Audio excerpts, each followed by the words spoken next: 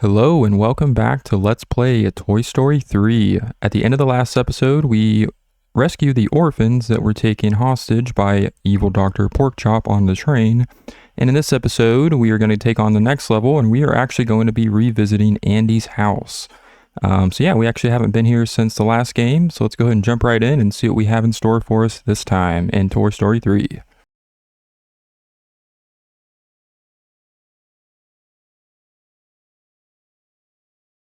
I sent Rex to the basement to get the cordless phone. So now we just need to find Andy's cell phone. Then, when we call it... Andy will find us with the phone and play with us one last time. I like it, cowboy! Yee-haw! Let's do this! Alright, so as you can see, we are now in Andy's room once again. This time is going to be a little bit different. So as you can see... in this level, unlike the first level where we were just limited to playing as Woody, the sheriff, we are now able to play as all three of the main characters. So not only Sheriff Woody, but also Buzz Lightyear and of course Jessie, who's also a member of the Woody's Roundup gang. And of course we are familiar with her from the last game as well, based off of the films. So we have a lot of collectibles that we're going to find just right here contained in Andy's room. So what I like about this game, especially even compared to the second game, as much as I love the second game, it has a lot of nostalgia for me, and I grew up playing that one on the N64. This game dives into something completely new for the series, or at least for the video game series, where you're playing as all three characters, and you essentially get to do some puzzles, puzzle solving as all three characters. As you can see, we have the ability to pick up Jessie, and you can pick up each of the different characters as Buzz. But basically, yeah, so we actually are able to use all three characters' movesets to kind of collaborate with each character to do some puzzle solving in this level in particular. And there's a couple other levels later on that we will be able to do this with as well. So kind of cool that you are able to do that, and like I said, we do have many collectibles to find in this level as well, just like we did on the train. That's kind of cool that we see the outside of Andy's house there. I think that's his backyard, kind of like we did in the second game. We have Slinky and Bullseye there kind of peeking out of the toy box, which is kind of cool. The detail in this game is really cool, and they do a lot of little things like that makes it very... charismatic and just gives the game a lot more charm as well, even more so than the second game, I would say. So but yeah, I have to say I do like this addition of being able to kind of team up with each of the three characters and kind of combine their abilities to be able to reach. As you can see, we not only can we find various collectibles that we wouldn't be able to just as one of the characters alone, but we can reach higher objects and higher areas within the levels as well. So very nice, and being able to throw the characters quite a good distance allows you to explore a lot more than you would normally just as a single character. So very, very cool. They could have just did something where we have the darts here. So Jessie's actually, one of her main abilities is we get to essentially jump between in this particular level, these darts. So we'll be able to do this a few other times later on as well.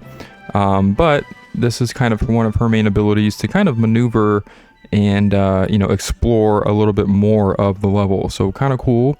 But our main objective is just to get to that cell phone. But I want to do a little bit more exploration because I think we have some more collectibles to find in the room. So I'm going to see if I can kind of scope it all out because I think there's still some stuff hidden here.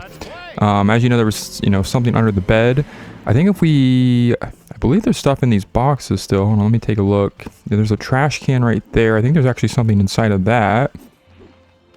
Very nice. We have a Roundup card there. So yeah, collectibles are going to be hidden pretty cleverly in most of these levels. So I've only played up until the level after this one, but I have seen walkthroughs on other walkthroughs on YouTube, of course, and online, where I kind of have an idea of where these collectibles are because I kind of did a little bit of research ahead of time. So that's why I would say this isn't an entirely blind playthrough. I'm actually playing it myself. It is blind, but not in the sense of I'm not completely blind and not knowing where things are or what's coming up. So but for the most part, yeah, this is just all very, very awesome.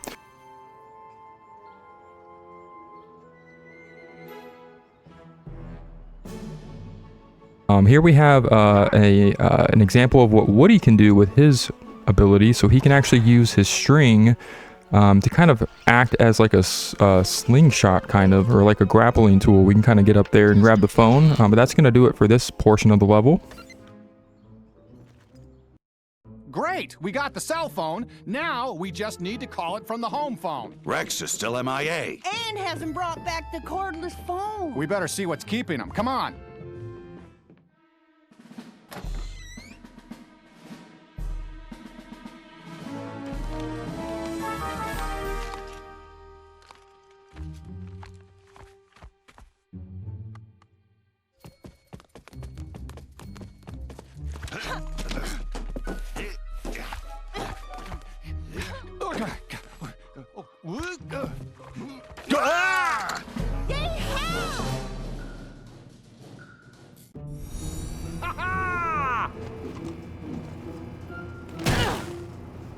There's the cordless phone, but how are we going to get it down?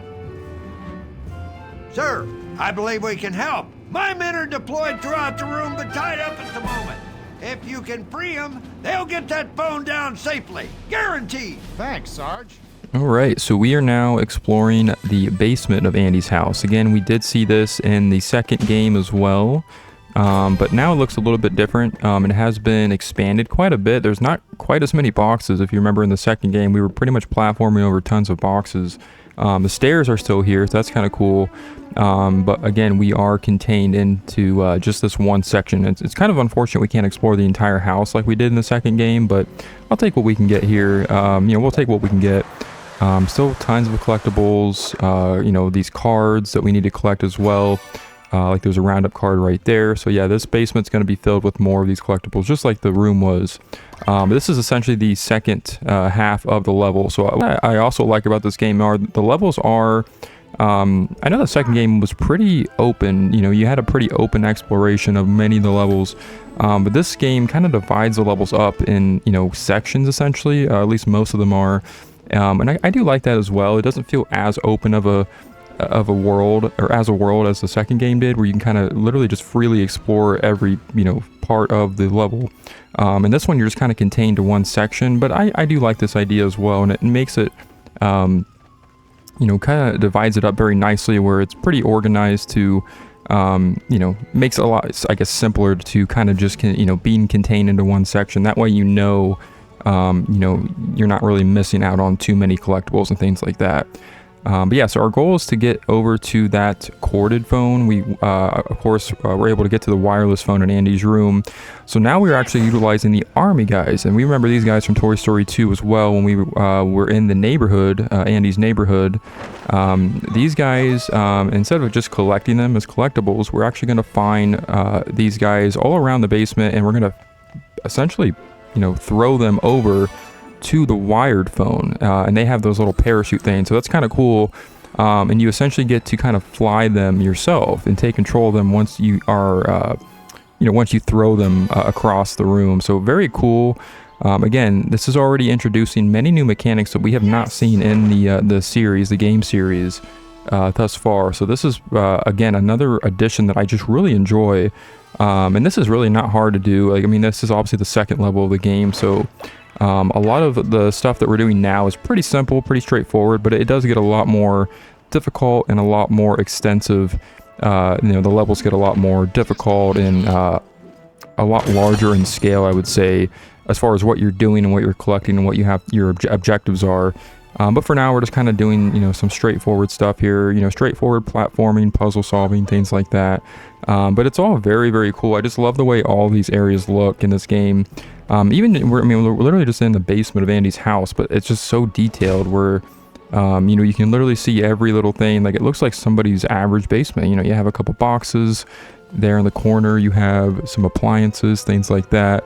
So very, very cool. And this game looks really good. Like, it's almost spot on accurate to how the film looks, as far as the characters, some of the designs of the characters, some of the objects and NPCs and things like that.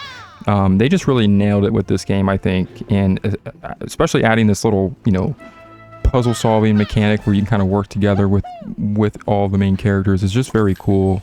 and I like that edition of this game. So, but here we're gonna find the next army guy. So we're gonna chuck him. This time is Jesse. And this is a little bit of a tougher angle to fly through, but what we want to do, it looks like you want to fly through that that inner tube that's kind of hanging up there or whatever that thing is, but we just want to fly around it to get to that phone, because otherwise we would have probably gotten stuck or, you know, wouldn't have been able to make it otherwise if we didn't go around there. So I like the little, even the detail of those cleaning supplies up there on that top shelf. That's just very accurate to how a basement would look, you know, just all kinds of just miscellaneous house supplies just kind of everywhere. There's even a pumpkin there. Looks like a pumpkin bucket that they use during like trick-or-treat night, you know, during Halloween or something. So I think that's kind of cool. It almost makes you think that maybe this part of the story took place during Halloween or something in Andy's house, and they just happened to have one down there in the basement for trick-or-treat night, or it was coming up or something. I don't know. That's just kind of the little things for me. But I just like the extra detail they go when just adding all of those little details. So very cool. But now we have the third army guy, and I kind of screwed up here a little bit. Unfortunately, I didn't make that one, but it's okay because we actually get unlimited chances to throwing these guys over there. So luckily, they don't make you go all the way back up to where you were. You just kind of pick up right where you left off, and you just get unlimited chances of throwing these guys. It's not that hard. I just kind of screwed up there a little bit. But now we have 4 of them. Yeah, so there's only 4 of them, so not too bad. Good work. Get that phone to Andy's room. We'll find Rex and catch up with you there. Yes, sir. You heard him, men. Move, move, move!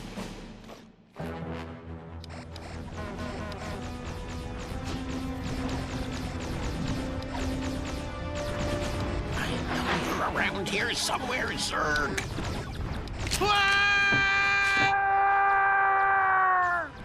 Rex, you were supposed to get the phone and come right back. No! The Buzz Lightyear game. We haven't played this in years. Yeah, I made it to the Gamma Quadrant. I'm almost to Zerg's fortress. Guys, come on. We need to get back. Rex, we know you can defeat him. Just do it quickly.